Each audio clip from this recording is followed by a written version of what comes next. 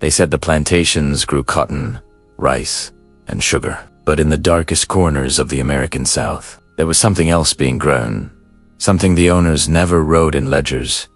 The way they did bales and barrels. They grew people. More specifically, they grew children. Not because they cared about families or futures, but because every newborn meant profit. Every girl forced into motherhood meant another body to sell. And every enslaved woman who resisted paid the price. By the 1800s, the transatlantic slave trade had been officially banned. Ships could no longer legally bring kidnapped Africans to American shores, but plantation owners had no intention of ending slavery. Instead, they shifted strategy. If they could not import bodies, they would manufacture them. In the Deep South, in places whispered about even by other slaveholders, entire farms existed for one purpose: to breed enslaved people the way livestock were bred systematically, brutally, and without the possibility of refusal. Women like Mariah never asked for motherhood. At 16, she was sent from a Virginia tobacco plantation to a remote property, known as the quarters, though everyone knew what it really was. There were no crops, no cotton gins, no fields to tend. Only rows of wooden cabins filled with young women and a few men chosen for their strength. Overseers kept track of menstrual cycles. Pregnancies were celebrated not for joy, but for inventory. Babies were weighed like livestock and inspected for signs of future profit. And when a child reached 10 or 12 years old, they were sold, carried away screaming while their mothers clawed the dirt until their nails bled. Mariah had no power to resist.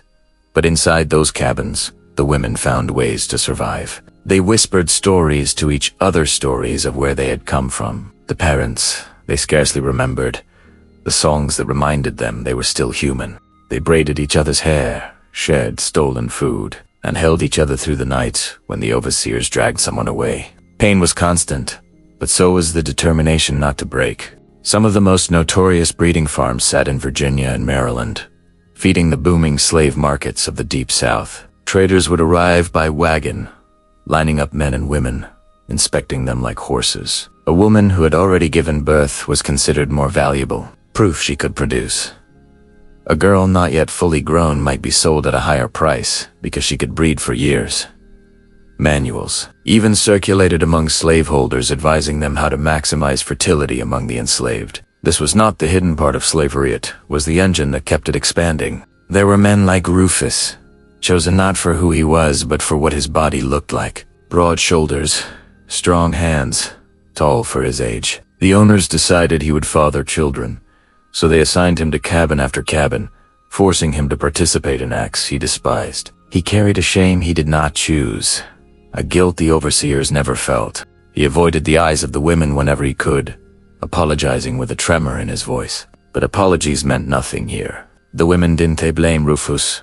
They all knew he, too, was trapped, that the sorrow of their shared helplessness hung in the air like smoke. When children were born, the mothers tried to memorize every detail: their eyes, their fingers, the shape of their tiny mouths. They knew the day would come when the trader's wagon would roll through, carrying the children away to Mississippi, Louisiana, or Georgia. Many mothers stopped themselves from singing lullabies. They said it hurt too much, that songs only carved the memory deeper. Others sang anyway, believing the sound of their voice might follow their child through whatever distant life awaited them. The breeding farms were profitable, and profit justified cruelty. The terror of it seeped into every corner of enslaved life. Even women on regular plantations feared being sent to the breeding farms as punishment or as investment. A woman who resisted an overseer might find herself shipped away. A girl who grew too beautiful in the wrong eyes might be targeted. Sexual violence was not an incident, it was a system, a business model.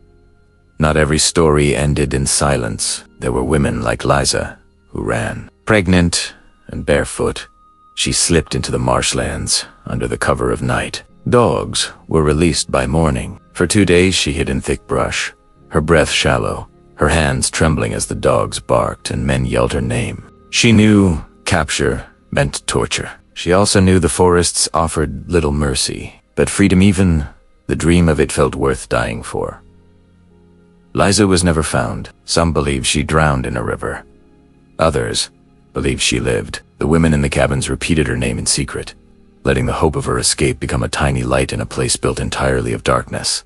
When the Civil War finally ended and emancipation was declared, thousands of women from breeding farms walked out into a world that had no idea what they had endured. With no money, no family connections, and no legal rights for years to come. Many wandered from town to town searching for the children who had been sold before the war. Some found them. Many did not. The pain became generational, handed down in stories, in silence, in the quiet sadness of families who never learned their full history. Today, few Americans know the full truth. Textbooks mention slavery, but rarely the deliberate breeding. Historians estimate that between 1808 and 1865, the enslaved population in the United States grew from just under 1 million to nearly 4 million, not through immigration, but through forced births. Behind every number was a woman's stolen choice, a child's stolen future, a family broken before it even had a chance to begin. The slave breeding farms were not an accident of history, they were a calculated system of exploitation, a system built on the bodies of women who had no control, no rights, and no voice. But their endurance was not erased. Their stories survive, even if not written in books. They live in the resilience of their descendants, in the strength of black families rebuilt from devastation, and in the refusal to let these truths be forgotten. Their suffering shaped America. Their survival shaped its future. And now, at last, their voices rise from the shadows where the world once tried to hide them.